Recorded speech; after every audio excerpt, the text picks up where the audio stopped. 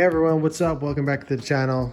Tonight, nothing's really going on, but since I haven't been driving the car that much at all, it's actually totally lost count, but it's probably been, it's been over a week, so probably 8 or 9 days since the car really was driven anywhere. As I said in previous videos, everybody's quarantined, so am I, and I'm just not going anywhere. So I'm trying to be smart about it instead of letting the car sit here for whoever knows how long this is going to be. I'm going to put the car in a battery tender or battery charger. I've had this one for many years. I used to use it for my M3 because I didn't drive that car that often. So I would hook it up to this just to make sure the battery stayed full and healthy and everything. So figured might as well hook it up. It doesn't hurt. That way, the car will stay charged and the battery will stay good. So whenever I do take the car out, it'll be ready to go. All right, so I got it out of the box. I don't think I really need to explain what a battery charger or battery tender does. But for anybody that doesn't know, basically it just sends like a little bit of power, a little bit of a charge, like a trickle. They call it a trickle charger as well. It just sends a little bit of juice to the battery so it stays healthy. Can't seem to get that off, jeez. As it's just sitting instead of, because sometimes they can drain if they're not being driven often or at all. So what this does just kind of just trickles in power to keep it charged. It's really simple. You just plug it into a normal outlet, then you got a positive and a negative, which is pretty hard to mess up. And you just hook it to the correct terminals and then you're set. So let me plug this in, hook up on the right terminals, and then I'll show you, I guess, what it looks like when it's on, just for anybody that's curious. All right, so I have it plugged in. Obviously there's no connection yet, so there's nothing. It just says check battery, meaning it's got no, it doesn't sense any power. But just gonna connect it black to black. I don't know if I can do this one-handed. Black to black. And then see if I can get, these are small clamps, so I don't know see if that's good enough. Yep. So I clicked over. It says it's charging. So, and then once it's charged, it turns off. And then if it loses any power, it kind of clicks back on. So it's not sitting there constantly charging a battery that's full. So that's a good thing.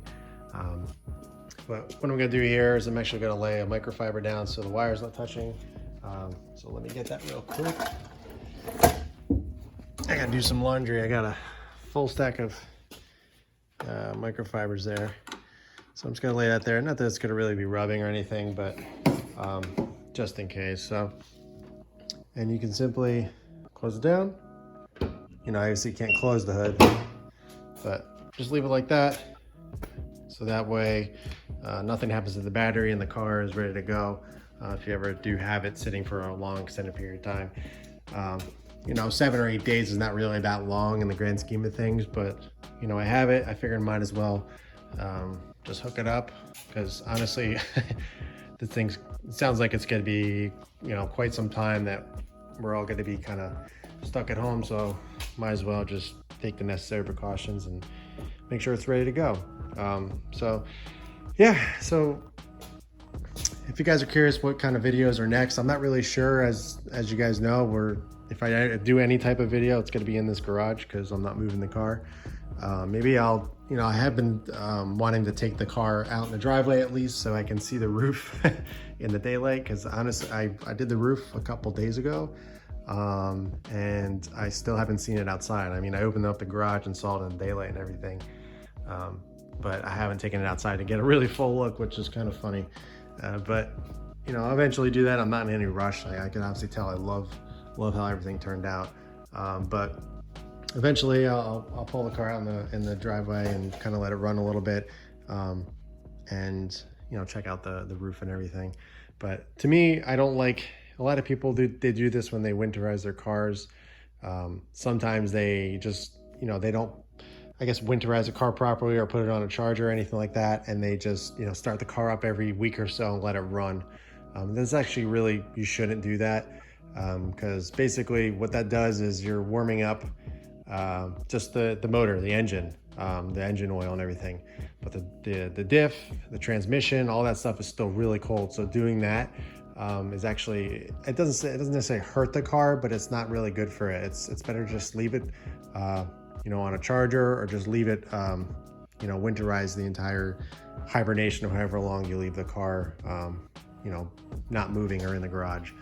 So I don't know if I'm going to do that. I don't know if I thought about maybe just putting it in the driveway and starting it up and kind of just letting the thing, you know, the fluids get through the car and everything. But I was like, you know what, it's not worth it. It's not going to be sitting that long. But I might as well just, we'll see.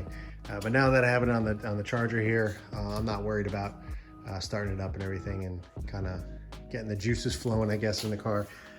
But, you know, mods are slowing down for now just because of what's going on. You know, I don't want to, it's nothing really, I mean, there's plenty of stuff that I would like to do, but, you know, I'm being a responsible adult here and not buying stuff that I don't need and just kind of waiting it out and see what happens, which I'm sure eventually will go back to normal, but who knows.